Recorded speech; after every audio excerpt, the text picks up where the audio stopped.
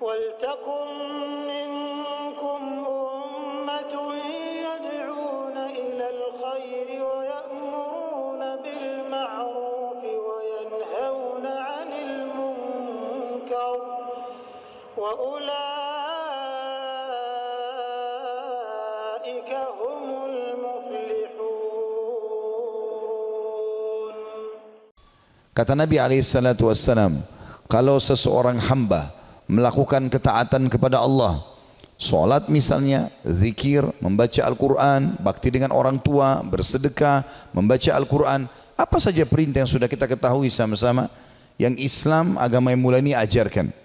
Kapan kita kerjakan itu? Kata Nabi SAW, satu perbuatan amal soleh ini Allah akan titikkan dalam hatinya sebuah tetesan cahaya atau satu titik cahaya. Kalau dia ulangi lagi amal soleh tersebut, dia rutinkan, maka akan dititikkan lagi titik putih. Terus saja titik cahaya itu dia isi dalam hatinya sampai hatinya menjadi terang benderang, bahkan dia bisa menerangi orang lain. Sebaliknya, dan ini saksi bahasan kita, kalau seorang hamba melakukan maksiat kecil ataupun besar, maka Allah titikkan dalam hatinya titik warna hitam. Kalau dia mengulangi lagi, titik hitam lagi. Kalau dia mengulangi lagi, titik hitam lagi. Sampai hatinya menjadi hitam kelam.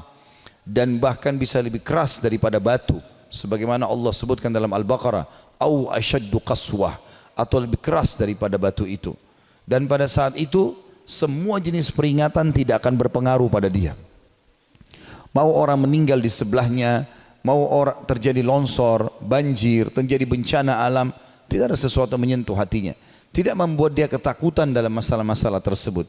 Dan pada saat itu tidak akan ada manfaat lagi hidupnya.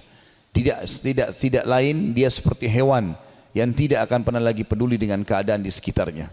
Saudaraku seiman, Allah Subhanahu wa taala dengan kemahamurahannya berbeda dengan manusia tentunya. Kita kalau punya pegawai di kantor melakukan satu kesalahan besar, mungkin ada yang memaafkan, ada yang tidak. Umumnya orang tidak memaafkan, pernah mencuri dan segala macam. Tapi Allah berbeda. Allah Subhanahu wa taala dengan kemahamurahannya, walaupun hamba tersebut melakukan dosa sekian banyak, dia akan maafkan. Allah Subhanahu wa taala bahkan gembira dengan taubat hambanya. Allah hanya ingin kita kembali ke jalannya, berada di atas jalan yang benar, makan, minum, pergaulan, pendapatan, pakaian yang halal, dan jangan lakukan yang haram. 5 huruf ini sama, 5 huruf tapi beda secara makna dan aplikasi di lapangan. Halal dan haram. Dan sudah sering saya sampaikan dalam banyak pengajian-pengajian saya, kalau yang haram itu jauh lebih sedikit dari yang halal. Halal itu jauh lebih banyak. Jadi tidak ada alasan kita untuk terjerumus pada perbuatan yang haram ini. Allah Subhanahu wa taala memberikan peringatan-peringatan dengan rasa takut pada saat ingin melakukan pelanggaran-pelanggaran. Dada yang sempit, takut ketahuan orang, akhirnya juga dipermalukan kalau tetap dia lakukan, agar manusia tersebut berhenti.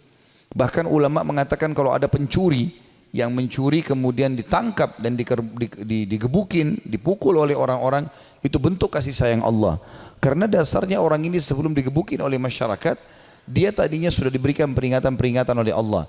Pencurian dia yang pertama mungkin muncul rasa takut, tapi tetap saja dia jalan. Kemudian pencurian yang kedua, Allah buat dia dilihat oleh orang lain supaya dia malu. Tetap dia lakukan. Allah buat dia kepergok sekali tapi masih bisa lepas. Tapi tetap mencuri, maka Allah sekalian buat orang-orang memukulinya. Ini peringatan-peringatan dari Allah supaya seseorang itu berhenti dari kesalahannya.